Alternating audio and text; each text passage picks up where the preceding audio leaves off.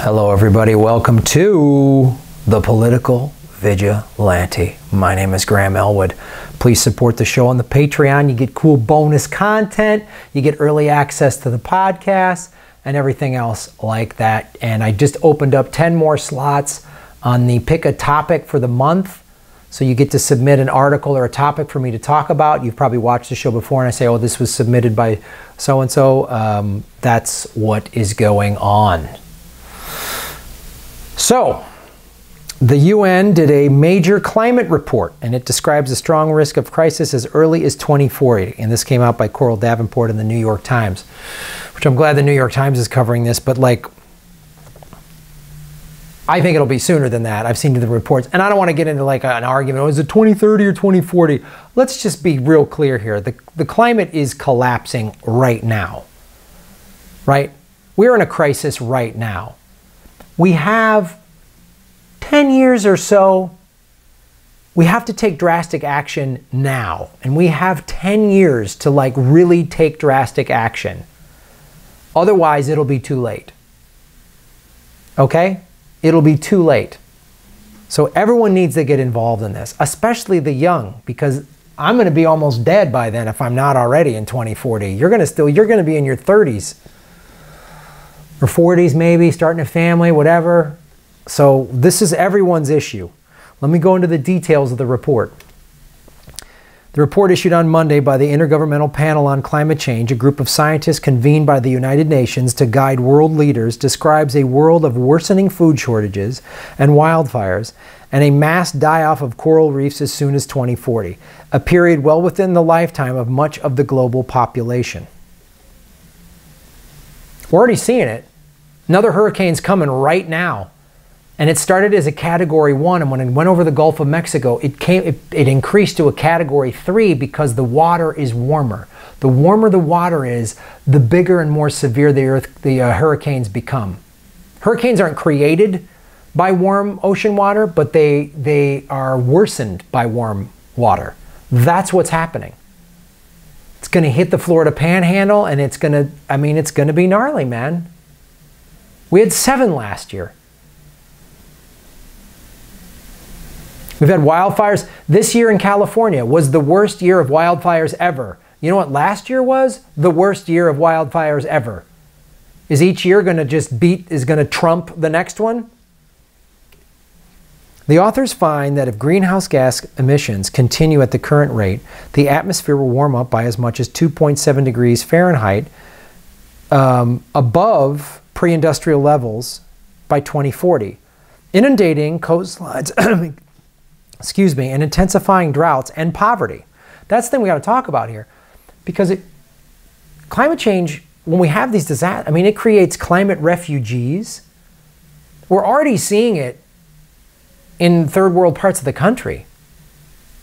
Mass poverty, mass exodus, mass refugees. What are we going to do? Previous work had focused on estimating the damage if average temperatures were to rise by a large number, 3.6, because that was the threshold scientists previously considered for the most severe effects of climate change. Now it's even lower. They're realizing 2.7 is going to be worse. It doesn't have to go all the way up to 3.6, 2.7. I did that interview with Mitchell Helt about by 2040 what the coastlines of America are going to look like with rising sea tides. And the east, all the coast, the east and west coast, are like 20–30% of Florida is going to be underwater. And if a third of the country lives on the east coast, where are they going to live? Where are they going to go? We got to do it. We got to take care of this now, you guys. That's why I don't have time for like pragmatic corporate Democrat. Well, we got to play ball. That's politics. No, man, I don't got time for that shit.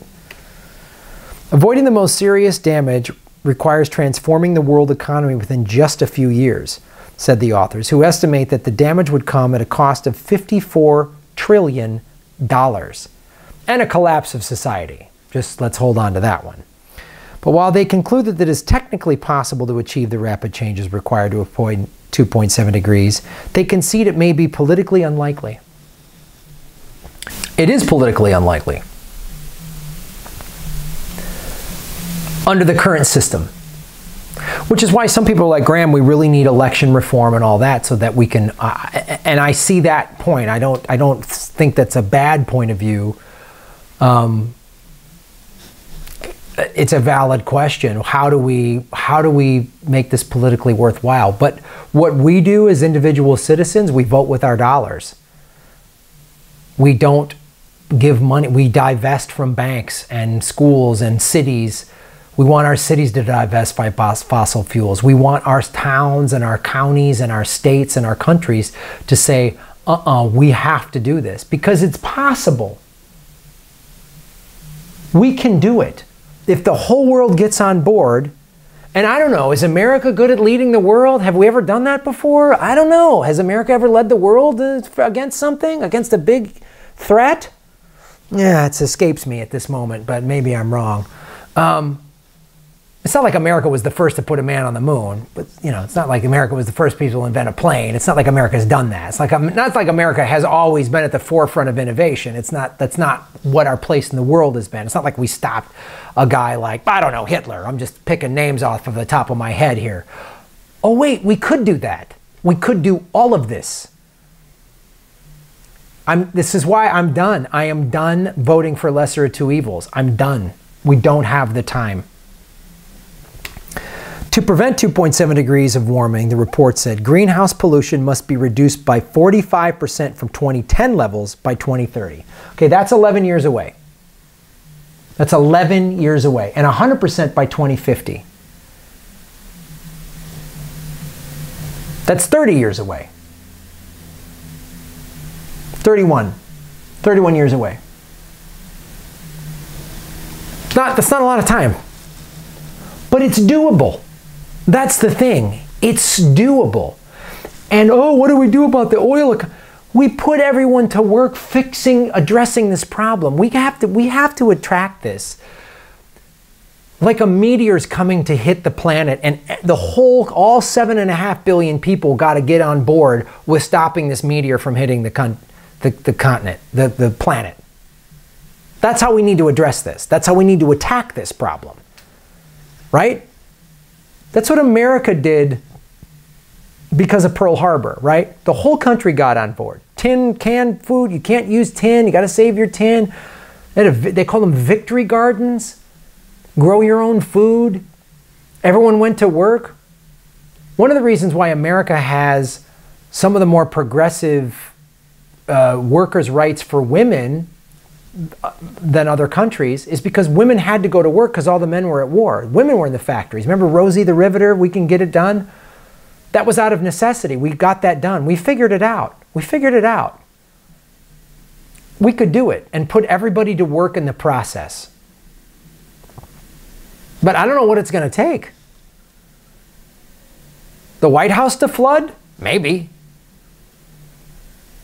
Congress is closed because there's a foot of water on Capitol Hill? I don't know, man. And the use of coal, it found that by 2050, the use of coal as an electricity source would have to drop from nearly 40% today to 1 and 7%. Yeah, we got to get rid of coal. And of course, the coal lobby is like, well, that's not just, I don't want to hear it, fucking shut up. Shut up. The coal lobby is like the goddamn Pony Express lobby saying enough of this train business. Everyone, no more cell phones, you guys. Because you're killing the teletype business. The telegram industry is going to go under if we go to this new telephone thing. What's the telegram business going to do? What are the blacksmiths going to do if we go to this horseless carriage? Let's be honest. All the blacksmiths are going to be out of work if we do this crazy horseless carriage thing that this Ford guy out of Detroit's coming with. He's out of his mind. He's a crazy nutbag. Horseless carriage. Come on. Blacksmiths are out of work. What do we do? All the guys making saddles, where are they going to go? How are they? Oh, the grain for the horse. Where are they going to go? How are we going to fix that problem? How are we going to fix that if they go out of work? Oh, a new business might be.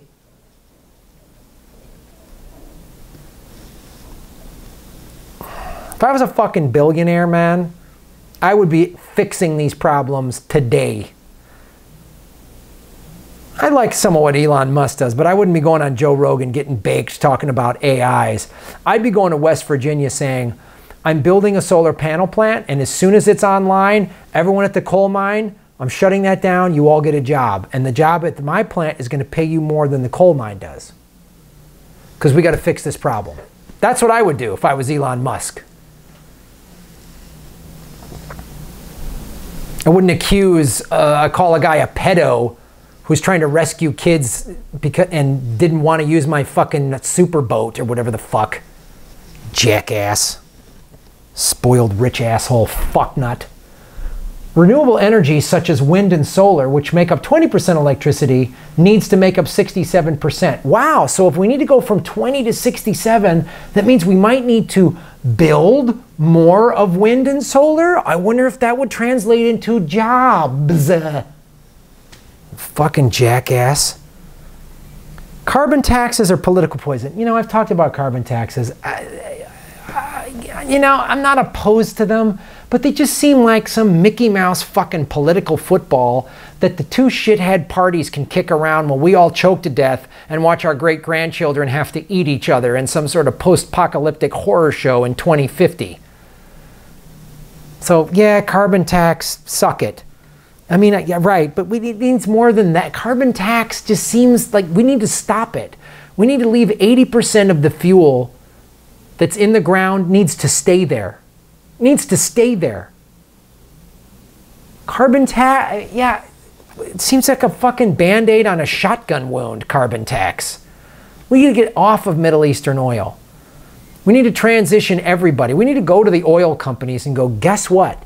You're going to start all your infrastructure and your resources, you're going to convert that to green energy. Get a plan in place. Needs to be online in 2 years. Go. You can't do it? I'll shut you down. That's what needs to happen. Fuck their oil lobby money. How much money is the oil lobby going to protect you from when the planet's temperature? Because here's what's going to start happening. It's going to get to 120, 130 degrees. And weird shit's going to start, like they got to shut the runway down because the plane's wheels are melting. Planes can't land and take off because the runway's too hot. Schools are closed. The electricity's down. There's flooding. People just have to be evacuated from their nice coastal homes. They're gone. They're gone. They got to move. Like, it's going to get crazy. We got to deal with it now. So thank you for supporting the show, you guys. I got a Bitcoin wallet in the link below if you want to support the show on cryptocurrency. I've also got the P.O. box at my website if you want to support cash and anonymously. Some of you don't want your names read. I get it. However you want to support the show. And vote for green energy wherever you can. All right? Vote with your dollars. Thanks for watching.